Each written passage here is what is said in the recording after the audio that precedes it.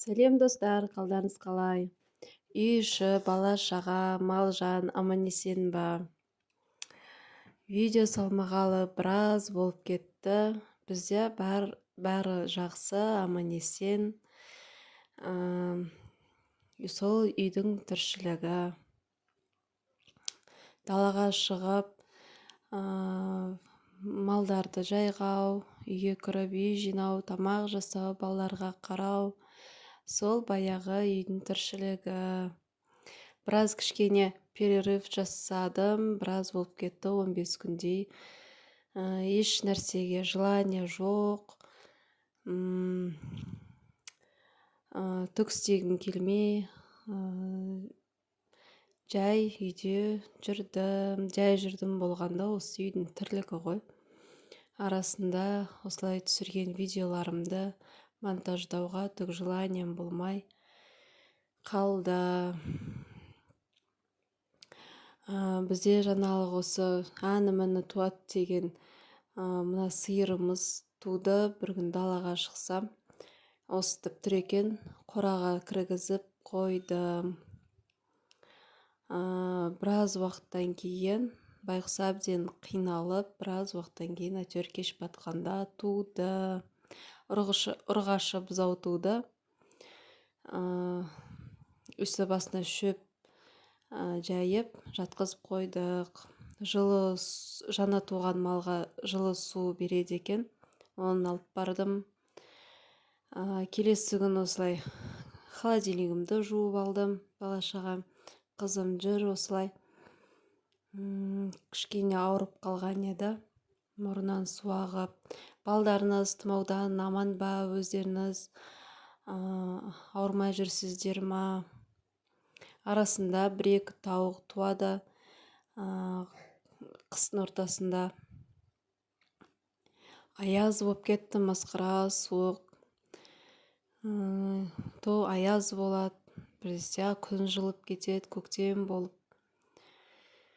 Ыдыстарды, холодильникті жуып болғаннан кейін, ішінен шыққан, обед ішкен ыдыстарды жуып қойдым. Өздеріңізде не жаңалық болып жатыр? Комментарияға бөлісіп, жазып отырыңыздар.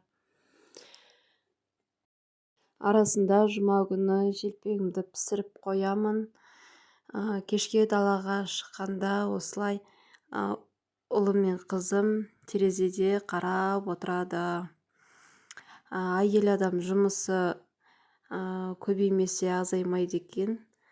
Таңертең сағат 7:30-да тұрып, кішкене сиыр сауып аламын. Жолдасым шикіде жылыдай сүт ішіп жүр.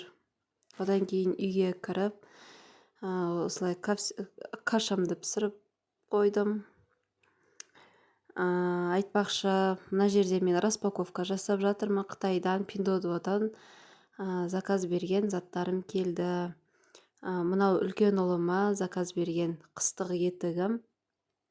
Качествосы енді күшті, жақсы болып келді. Барлығын негізінде ашып көріп алғанбыз. Целлофандарына салып қойғам, видео түсіремін деп. Мынау қызыма қалың сым қыстық. Нағыз аязға күшті екен. Ал мынау күйеуімнің осындай несі. Осының запчастары түсінбеймін. Әйтеуір өзіне ұнаса болды.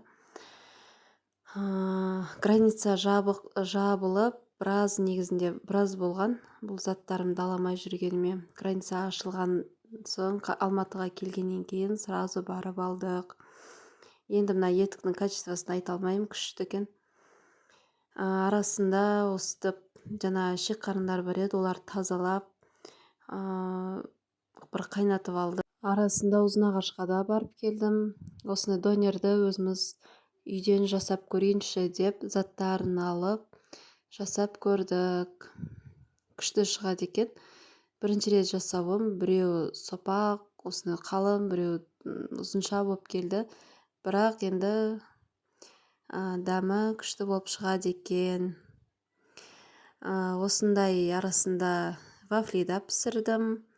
Венский вафли дейді. сіңлім жаңағы пісіретін вафельницамда келіп берген қаладан. Бірінші жасауым қанты көп болып кетіпті. Келесін енді қантын азырақ салу керек екен. Кешке өстіп кір болып кеткен. Газымды жуып алдым. Әбден балалардың барлығын ұйықтатып, енем, сіңлім үшеуміз ананаспен осындай бір жемісті жедік. Келесі күні сіңлімді шығарып салдым.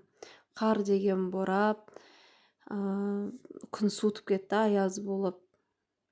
Ал балалар 3 күн онлайн сабақтарын оқыды. Осылай оятып, сабағына отырғызып қойдым. Сіздер жақта да балаларыңыз онлайн оқыды ма?